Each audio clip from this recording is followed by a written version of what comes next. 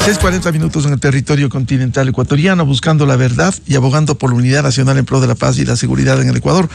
Queremos saludar a un reconocido jurista, penalista, académico, columnista en Primicias, el doctor Felipe Rodríguez Moreno, a quien le hemos invitado. Él se encuentra en Miami. Estuvo presente en la audiencia en donde la jueza de la Corte del Distrito Sur de Miami debía leer la sentencia condenatoria, pero resolvió aplazar la lectura de esta sentencia. Felipe, muy buen día. ¿Por qué se aplazó la lectura de la sentencia? Y también para que nos comente el involucramiento a John Pollitt. Buen día, Felipe. Claro que sí. Buen día, querido Miguel. Muchas gracias por la invitación.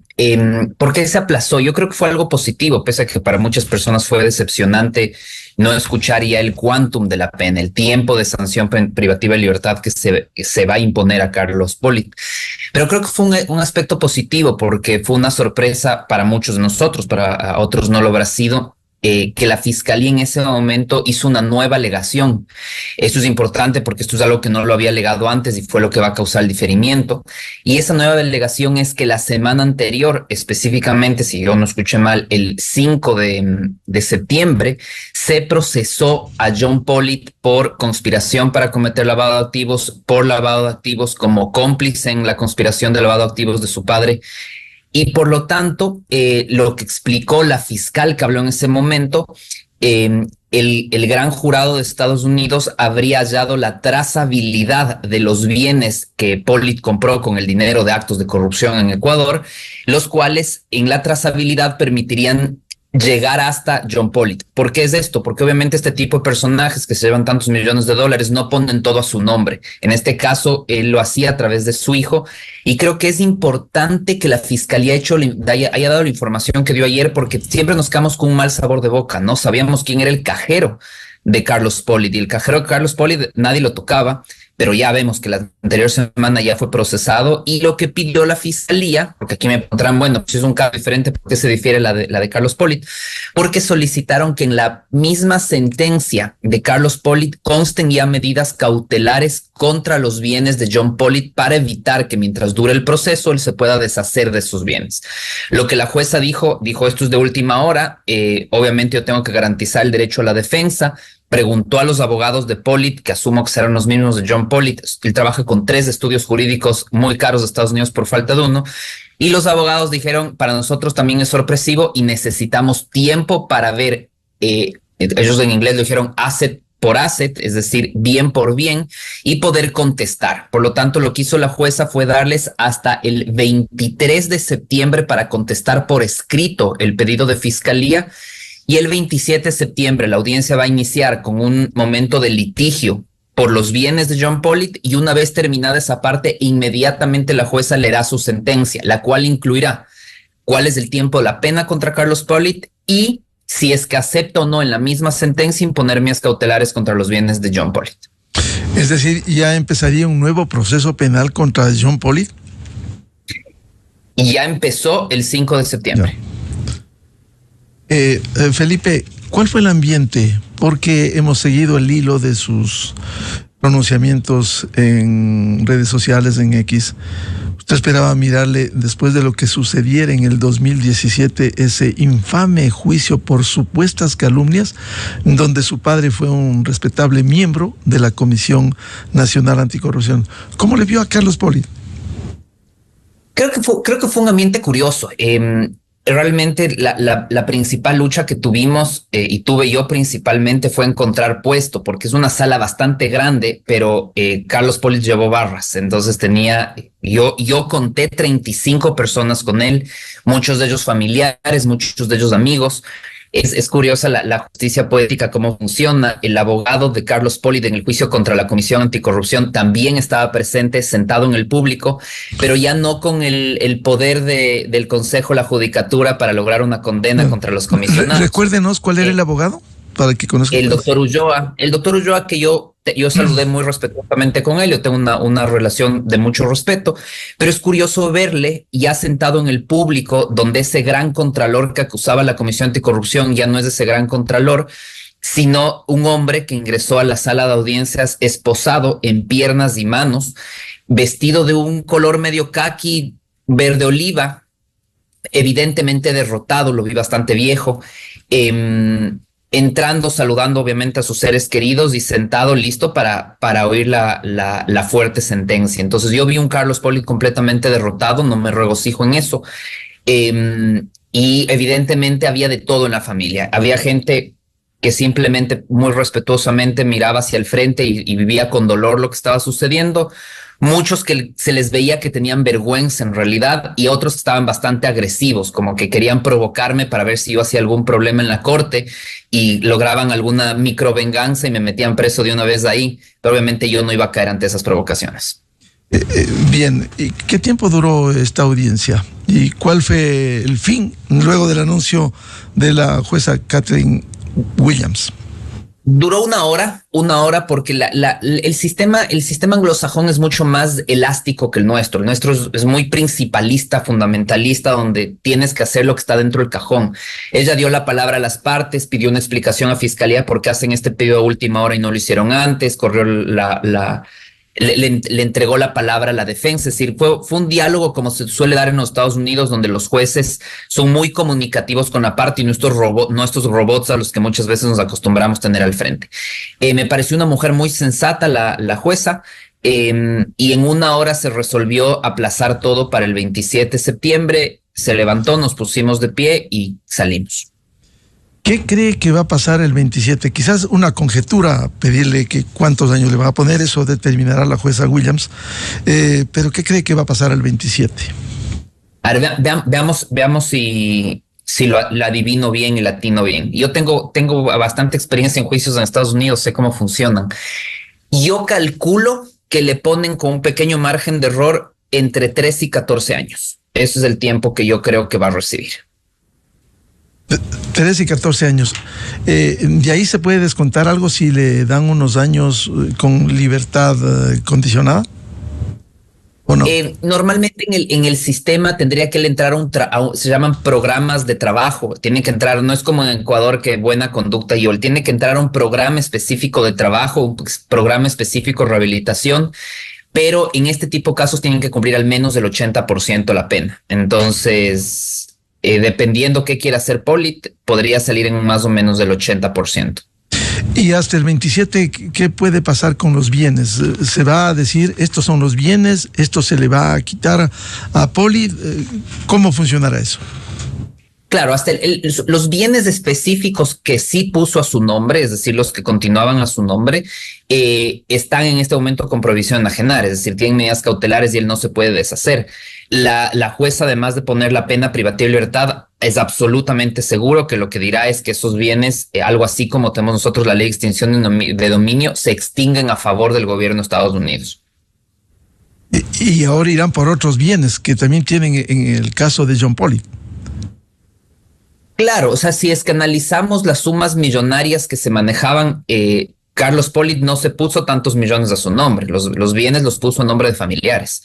Entonces, obviamente, en Estados Unidos, donde sí existe inteligencia financiera, sí se puede hacer una trazabilidad perfecta de dónde están los bienes, y me alegra que la fiscalía, sin requerimiento de nadie, de oficio, decidió ir tras los bienes de John Pollitt. Porque la fiscalía también se pudo haber en Estados Unidos conformado con ya logramos condenar al Contralor General del Estado de un país sudamericano y es un mérito. Pero no, ellos siguen, porque para la fiscalía en Estados Unidos no ha bastado únicamente lograr encontrar los bienes a nombre de Carlos Pollitt. A propósito de lo que ha ocurrido con la familia de Pollitt, usted, doctor Felipe Rodríguez, porque conozco directamente, ha defendido no estas causas mediáticas, sino también causas humanas. Usted lo ha hecho y ha ganado juicios. ¿Qué piensa de un abogado, un excontralor, involucrar a su familia y señalar que él no blanqueó el dinero, sino su hijo, como esgrimiera la defensa? En realidad no me sorprende. Yo llevo 13 años haciendo esto, si bien me considero un abogado joven, pero tengo muchos años en esto. Y algo que me ha enseñado la vida es que normalmente normalmente los padres enseñan a sus hijos a hacer lo que ellos son. Es decir, cuando uno tiene un padre honesto, ese padre honesto le enseña a uno valores de honestidad. Cuando tiene un padre agresor, por ejemplo, un tipo violento en la casa, le enseña a su hijo a ser un tipo violento en la casa y ser machista. Y cuando uno tiene un padre corrupto que además tiene un hijo, en este caso importante, experto en finanzas y en banca, lo que le enseña es a perfeccionar las técnicas del crimen. Entonces, realmente a mí no me sorprende en lo más mínimo. De hecho, me parece el orden normal de la vida. Es decir, los hijos aprenden los valores que les enseñan en la casa. Y quisiera que comente también, a las 7 en punto concluiremos por una actividad que tiene en Miami el doctor Felipe Rodríguez, el recordarle al país, porque sufrimos de amnesia. El 9 de diciembre del 2020, un tribunal penal de la Corte Nacional integrado por los jueces José Layedra, Milton Ávila y Javier de la Cadena,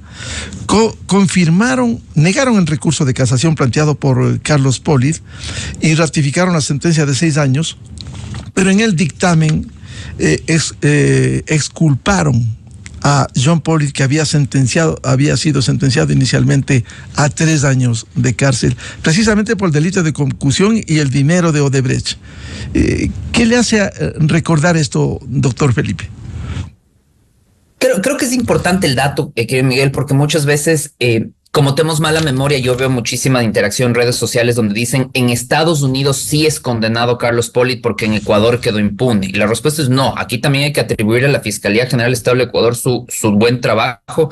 Y él fue procesado y condenado en Ecuador. Lo que sucedió es que al huir, porque recordemos que Carlos Polit, además de ser notario en los Estados Unidos, es estadounidense, él tiene doble nacionalidad. La sensación de impunidad que nos quedó es que si bien en Ecuador sí se alcanzó una condena, no la cumplió porque huyó del país y estando prófugo en Estados Unidos es capturado. Y lo del hijo... Creo que esto nos demuestra también lo que yo decía hace un momento, el problema de la inteligencia financiera. Ecuador es yo creo que uno de los países más atrasados en el mundo, y si no es en la región, a través de sus sistemas de inteligencia, como la UAFE, como el SRI, que tienen sistemas en rastrear bienes. En Ecuador te terminan atribuyendo bienes que nunca han sido tuyos y los que son tuyos ni siquiera los logran detectar.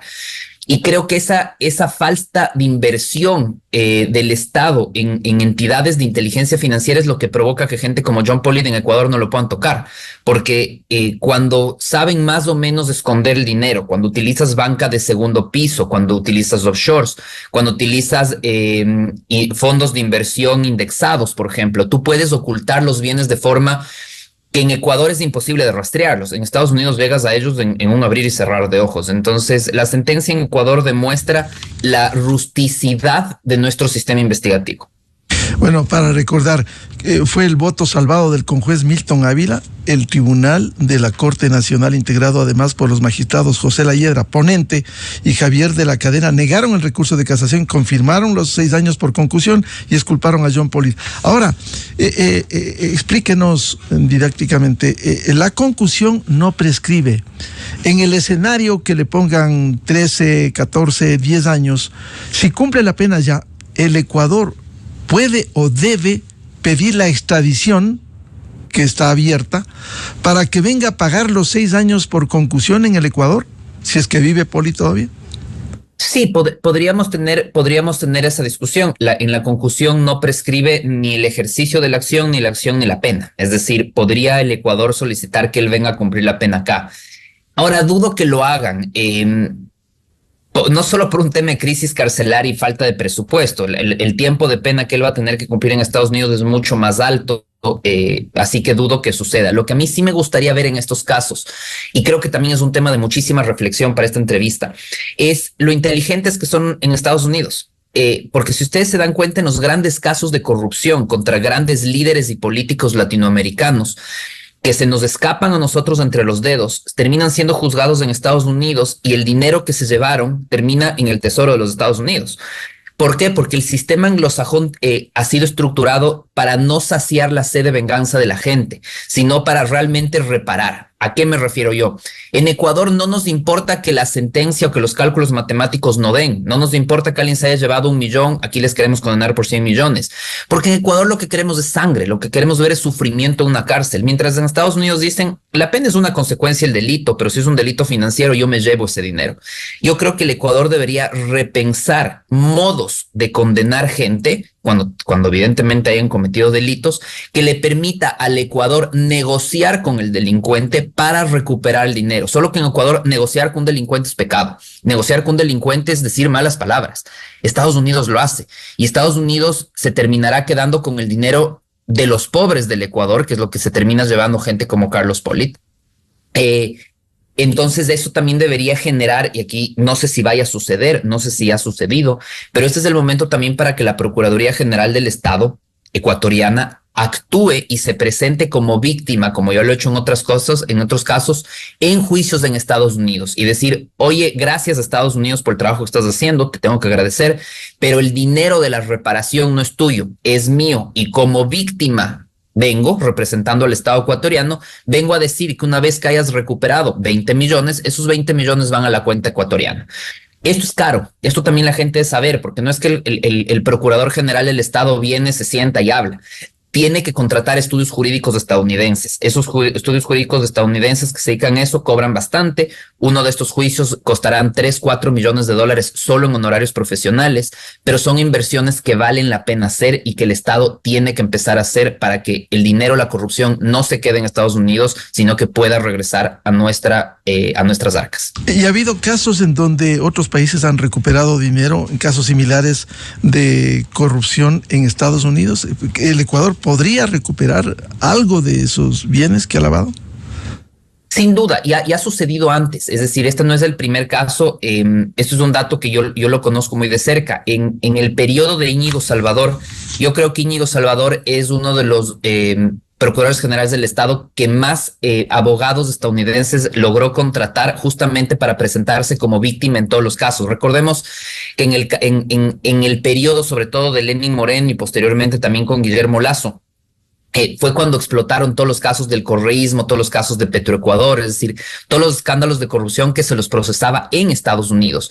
Y la Procuraduría sí ha tenido actividad en Estados Unidos diciendo, hola, me presento, soy víctima, y esos trámites siguen, pero no podemos perder ese ímpetu del Estado de poder litigar los casos acá. Cueste lo que cueste, porque al final, si uno termina pagándole a un estudio jurídico estadounidense 4 millones de dólares, porque esos son los honorarios, y lo que se recupera son 20, sigue siendo un rédito para el país.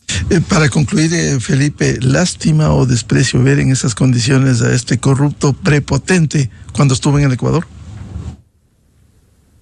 Yo creo que lástima, y de hecho algo que me estoy planteando una vez que ya lo vi entrar esposado, ya lo vi entrar derrotado, es si voy a regresar el 27, porque yo creo que regresar para mí el 27 ya sería un acto de regocijo en la desgracia ajena. Y hay un hombre derrotado, y para mí este acto simbólico de haber venido a Estados Unidos, entre otras cosas, fue básicamente hacer lo que mi padre hubiese hecho. Estoy seguro que él hubiese querido estar en esa audiencia, pero yo no fui criado para hacer leña del árbol caído, ni para burlarme, ni para reírme de una familia que al final verá un ser amado condenado. Entonces yo ya vi lo que tenía que ver, y había un Pollitt que cuando regresó a ver dónde estaba yo, no sostuvo la mirada y vio hacia otro lado. Y creo que para mí con eso ha sido suficiente. Que siento una profunda lástima, siento pena, no siento odio, no siento desprecio, no siento asco. ¿Volverá el 27 a la Corte de Miami? Lo pensaré, pero como digo, no quiero convertir mi presencia aquí en un acto de venganza o en un acto de burla a la tragedia ajena. Yo creo que el simbolismo de verlo esposado, verlo encadenado, ver al corrupto en esa condición, creo que hasta este momento ya ha sido suficiente. No está en mi esencia el buscar dañar, eso jamás lo haré. Felipe, le comprometo luego del 27 a ver si volvemos para que usted lo comente, nos ilustre jurídicamente la secuela del dictamen de la jueza Kathleen Williams en la Corte del Distrito Sur de Miami. Al doctor Felipe Rodríguez, muy amable por atender a la revista de Opinión Democracia. Encantado, querido Miguel, un fuerte abrazo a todos. 7 de la mañana con 1 minuto en el territorio continental ecuatoriano. Vamos de inmediato a una ligera pausa y vamos a un diálogo con el doctor Roger Celi, experto en temas legislativos, para hablar las consecuencias de lo que sucediera a la medianoche de este lunes, amanecer este martes, en la Comisión de Fiscalización. No pasó el informe para el juicio político a la fiscal general, doctora Diana Salazar. En medio de rabietas, tuvieron 4 votos y 5 en contra. La revista de opinión Democracia, buscando la verdad en todas partes.